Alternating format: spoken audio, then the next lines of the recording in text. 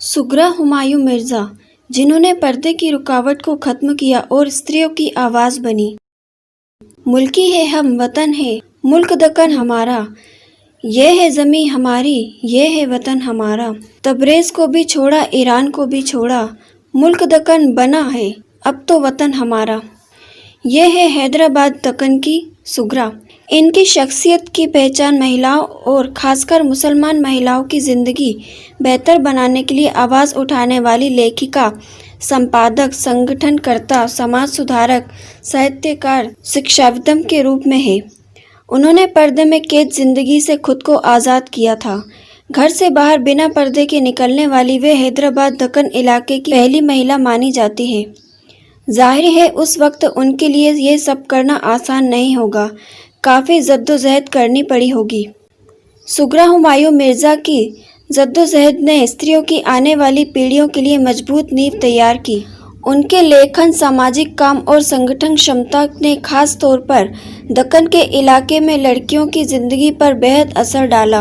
उनकी तालीम को बढ़ावा मिला। अनेक महिलाओं ने अपनी बात कहने के लिए कलम का रास्ता चुना।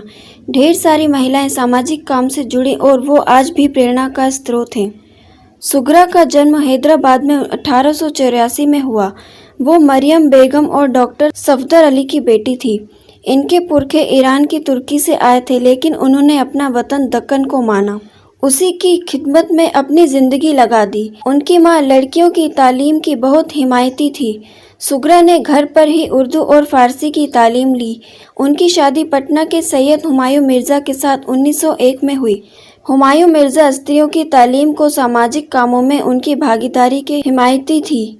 इसकी वजह से सुगरा को लिखने पढ़ने में कोई रुकावट पैदा नहीं हुई। वे सामाजिक कामों में और बढ़ चढ़कर हिस्सा लेने लगी। सुगरा का हुमायूं मिर्ज़ा से कितना लगाव था, ये उसकी मौत पर लिखी उनकी एक रचना से पता चलता है। वे हैदराबाद दक्कन की पहली महिला संपादक मानी जाती है। उन्होंने अन-निसा स्त्री और जैब-उन-निसा पत्रिकाओं का संपादन किया है। ये पत्रिकाएं हैदराबाद और लाहौर से प्रकाशित होती थी और महिलाओं की ज़िंदगी से जुड़ी थी। इनमें महिलाओं की सामाजिक हालत बेहतर करने पर चर्चा होती थी। इनमें ज़्यादातर लेखक महिलाओं का ही होता था। इनमें सुगरा के सफ़रनामे भी छपा करते थे। अन-निसा का पूरा नाम सुगरा ही करती थी। आज़ादी के आंदोलन के अनेक लीडरों, खासकर सरोजनी नायडू से इनका गहरा ताल्लुक़ रहा। वो 1913 में लाहौर में आयोजित ऑल इंडिया वीमेंस कॉन्फ्रेंस के सम्मेलन में भी शामिल थी।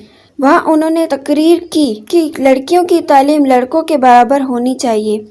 मांग की कि मर्द एक बीवी होते हुए दूसरी शादी ना करे। यही नहीं, उन्होंने पुरजोर तरीके से कहा कि वालिदैन को चाहिए अपनी लड़की ऐसे शख्स को ना दे जिसकी पहली बीवी मौजूद हो। उन्होंने अकेले और हुमायूं मिर्ज़ा के साथ देश दुनिया की काफ़ी सैर की। दुनिया को एक स्त्री की नज़र से देखा। यूरोप, इराक, दिल्ली, भोपाल के कई सफ़रनामे लिखे, उपन्यास लिखे और शायरी की। उन्होंने हैदराबाद में 1934 में अपने बूते पर लड़कियों के लिए मदरसा सफदरिया शुरू किया था।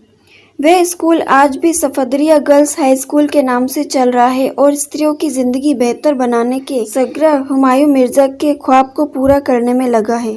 सन 1958 में उनका इंतकाल हो गया।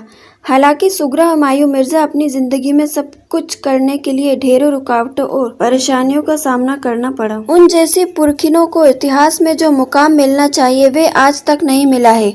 सुगरा हुमायूं मिर्ज़ा हया की एक रचना है।